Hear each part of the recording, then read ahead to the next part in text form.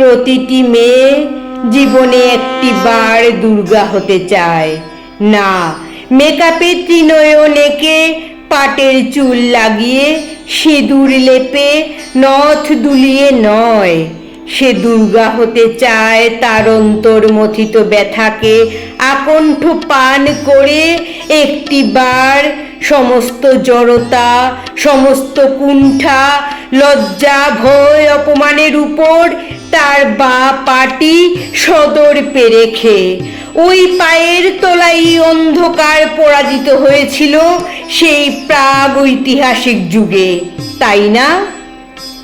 মন্দিরে বসে যখন চণ্ডী পাঠ শুনি, মায়ের মুখের জায়গায় সারি সারি অন্য মুখ ভেসে উঠে।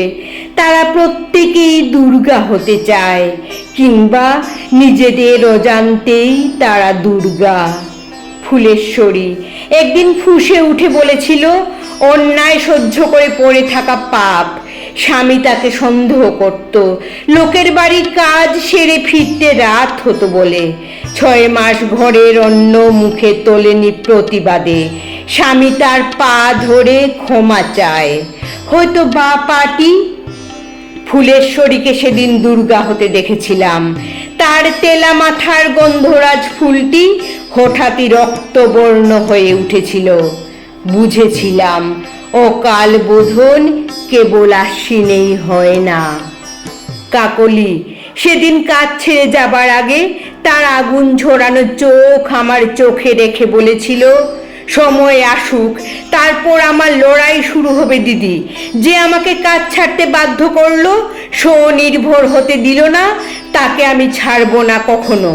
আমি ওর আগুন ঝরা দৃষ্টিতে সন্ধিক্ষণে রাঙা আভা দেখেছিলাম, দাউ দাউ করে জ্বলে ওঠা 108 প্রদীপের। প্রতিটি মেয়ে দুর্গা হতে চায়।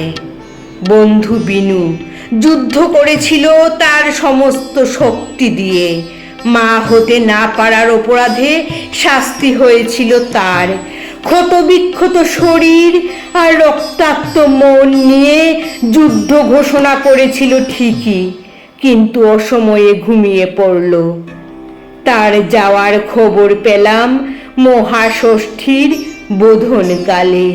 বুঝলাম সেও দুর্গারই যাওয়া।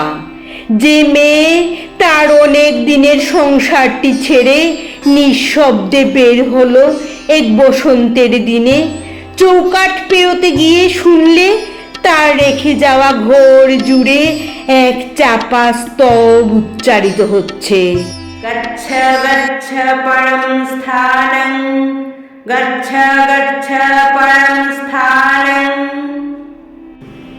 এতদিনের ঘর তাকে বিসর্জনের মন্ত্রে জাগিয়ে দিচ্ছে, তার আসল ঘরের সন্ধান দিচ্ছে। যে ঘরে আলো আছে, তার প্রবল অস্তিত্বের স্বীকৃতি আছে। যে ঘরে কোনো এক বসন্তে, বর্ষায়, হেমন্তে, অন্তরে অকাল বোধনের মন্ত্রে সে জেগে উঠবে নতুন নাম নিয়ে। দোষ ও বাহু সমন্বিতা হয়ে প্রতিটি মেয়েই জীবনে একটি বার দুর্গা হতে চায়। প্রতিটি মেয়ে জীবনে কখনো কোনো সন্ধিক্ষণে দুর্গা হয়ে ওঠে।